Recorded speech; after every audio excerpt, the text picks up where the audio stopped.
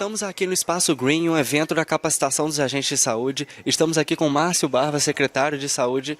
Márcio, explica pra gente qual o objetivo principal desse evento de hoje.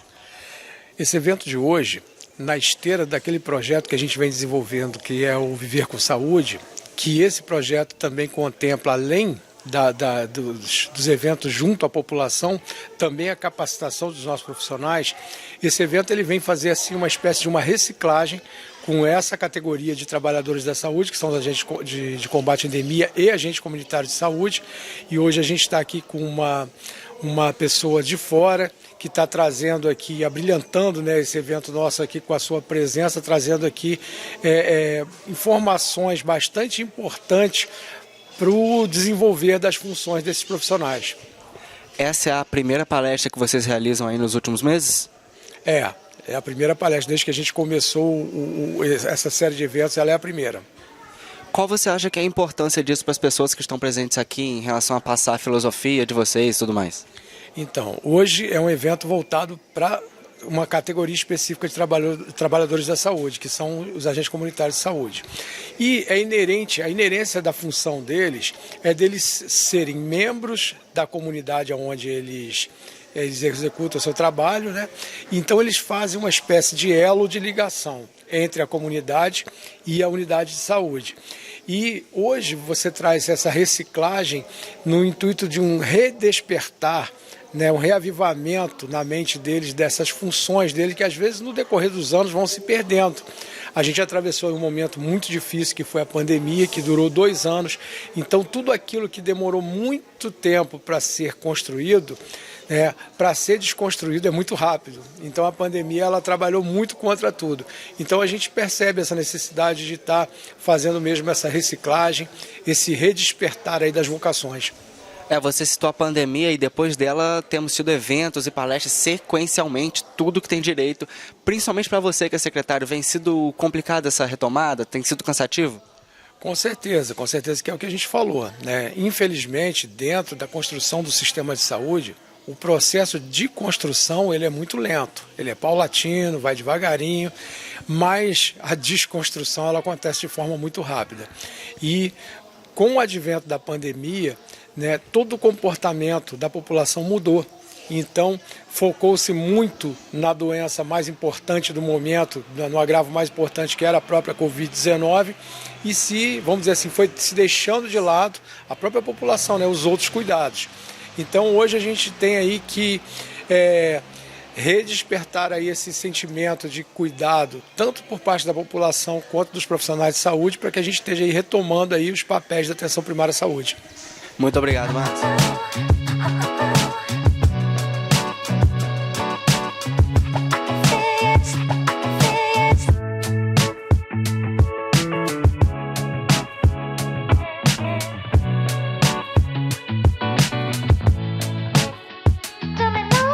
Estamos aqui com a Ariadna, enfermeira, ela que dirigiu a grande palestra que acabamos de assistir. Ariadna, um dos pontos que você tocou que é muito interessante foi o seguinte: muitas pessoas acabam se iludindo um pouco com o atendimento e elas acabam indo nessa ideia de que saúde é um direito de todos e acabam achando que vocês, de certa maneira, são escravos dela. É um pouco difícil de lidar com isso? Não, primeiramente, assim, eu quero agradecer a oportunidade de estar falando um pouquinho aqui com você. Posso segurar? Tudo bem, fica à vontade. Tá. Desculpa. Queria agradecer muito a possibilidade, a oportunidade de estar aqui com vocês, conversar um pouquinho. Na verdade, assim, hoje a gente está num evento que é em comemoração ao dia do agente comunitário de saúde e o agente de combate a endemias, que é comemorado o dia em outubro. E nós estamos fazendo esse evento hoje para mostrar a importância da qualificação desses profissionais. E sempre surge, né, uma série de assuntos que possam trazer um pouquinho de intriga, digamos assim, no cotidiano do trabalho desses profissionais.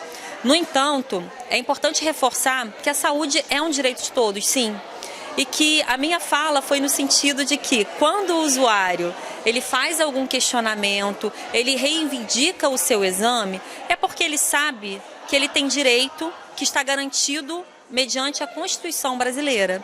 O nosso papel enquanto profissional de saúde, profissional do SUS, é orientá-lo de que esse direito é garantido e que nós somos o meio, mas que o usuário também tem algumas responsabilidades. o cuidado ele deve ser compartilhado entre a família, entre os pacientes e os profissionais de saúde. Agora, quando o usuário consome sequencialmente, por exemplo, açúcar, vocês têm algum modo de induzi-lo a parar com aquilo, de forçá-lo até a parar com aquilo, ou isso já passa um pouco da jurisdição de vocês? Perfeito. O agente comunitário de saúde, ele tem um papel importantíssimo de educação e saúde.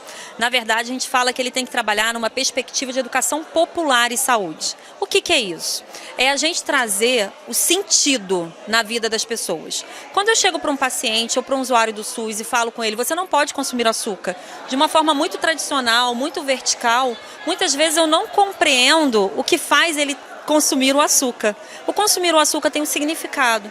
Eu preciso entender o que eu posso orientá-lo, como fazer com que ele compreenda que ele precisa modificar os hábitos.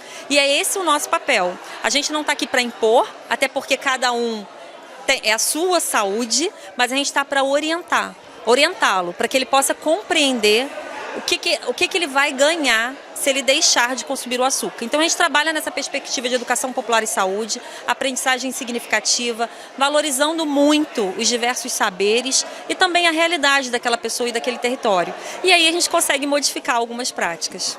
Agora, e naqueles casos mais complicados em que o apoio familiar não é tão grande, em que a família está literalmente nem aí, o quanto isso dificulta para o trabalho de vocês? Na verdade, assim, eu comecei falando, né, que a saúde é um direito de todos e um dever do Estado, mas esse direito, ele não exclui a responsabilidade do cuidado das pessoas sobre elas mesmas e também dos familiares sobre os integrantes dessa família. Então, o familiar tem uma responsabilidade. E aí, nessa mesma lógica que eu vim falando da questão da orientação, de tentar entender o significado que a pessoa, para ela modificar o hábito de consumir, a gente precisa sensibilizar o familiar, de que ele é importante para a modificação do cuidado, para a implementação da saúde. Muitas vezes a gente consegue fazer isso no diálogo, na construção coletiva, na amorosidade, digamos assim, de acordo com os princípios da educação popular. Quando a gente não consegue, a gente precisa realmente articular outros componentes, outros equipamentos sociais. E aí muitas vezes a gente utiliza, por exemplo, da Secretaria de Assistência Social, os equipamentos sociais, porque às vezes o familiar ele não mora com aquela pessoa mora sozinha, então a gente precisa realmente articular outros equipamentos para ter uma eficácia. Agora, foi uma palestra de mais de 30 minutos e você conseguiu centralizar a atenção de todo mundo em você. É um pouco difícil conseguir isso? Na verdade, assim, a gente precisa, quando a gente vem fazer, eu não gosto nem do termo palestra, quando a gente vem conversar um pouco com as pessoas, a gente precisa entender o que faz sentido. O que faz sentido na vida deles. E a partir do que faz sentido, a gente tenta construir. É uma construção. A gente planeja o que vai ser falado, mas, no entanto, é uma fala que vai se construindo e compondo a partir da realidade do outro. E aí o outro presta atenção, fala, opa, isso que ela está falando tem sentido. E eu quero que eles façam isso na vida, no cotidiano do trabalho deles, junto com os usuários, para que os usuários concentrem a energia e a observação no que eles estão falando. Alguma indicação para o pessoal de casa? Não, na verdade, assim, tem muita indicação, né? Mas eu acho que é importante a gente reforçar que a saúde é um direito de todos, ele é garantido mediante políticas públicas, está previsto na Constituição Federal de 1988, e a gente está num momento, né, em que vamos, domingo, para as eleições, e eu acho que a gente precisa prestar muito atenção nos candidatos, o perfil e o que esse candidato defende para a população. A gente tem que lutar, sim, por políticas inclusivas, sim, pela questão do Estado garantindo nossos direitos, e aí direitos de saúde, educação, moradia, a questão da assistência social, da seguridade social.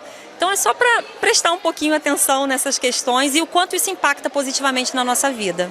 Olha, foi uma baita apresentação, é um baita trabalho, te parabenizo e agradeço bastante aí pela entrevista que você concedeu pra gente.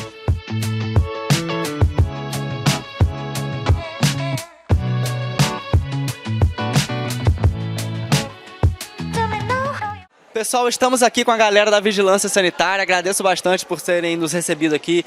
Vou falar com meu amigo Alex. Alex, conta, de onde vocês são e como foi para locomover todo esse pessoal que veio para cá hoje? Somos da Vigilância em Saúde, né? Vigilância Sanitária e a Vigilância Ambiental. É uma honra, é uma satisfação estar participando desse evento promovido pelo nosso secretário Márcio Barbas, na pessoa do nosso querido e amado prefeito Guga de Paula. E estamos aqui na capacitação, né, com grandes profissionais, fazendo com que o nosso trabalho venha fruir de uma maneira sempre melhor para os munícipes.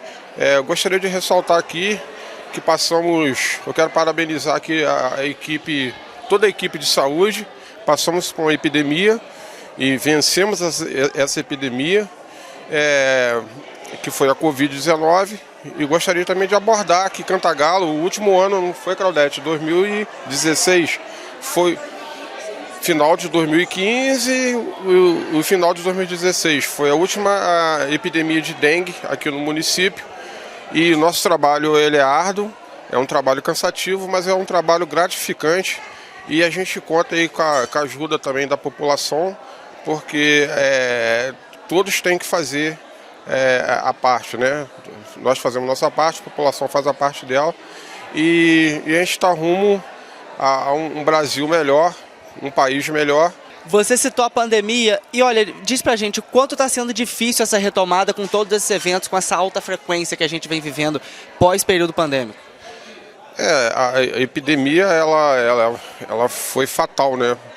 A gente tem encontrado pessoas com sérios problemas psicológicos, porque muitas pessoas perderam seus entes queridos e a gente teve uma prova viva de que as doenças estão aí e a gente tem que lutar ferozmente contra essas doenças. O mundo tem vivido situações drásticas, o mundo tem vivido em guerra, nós saímos de uma pandemia mundial que tirou a vida de milhões de pessoas pelo mundo e a gente tem aos pouquinhos voltando às visitas domiciliar e ajudando também as pessoas a reconstruir o seu psicológico, que o papel do agente de saúde e do agente de endemia não é simplesmente chegar e abordar sobre a doença a qual a gente combate. Na verdade, a gente acaba abordando um todo, né?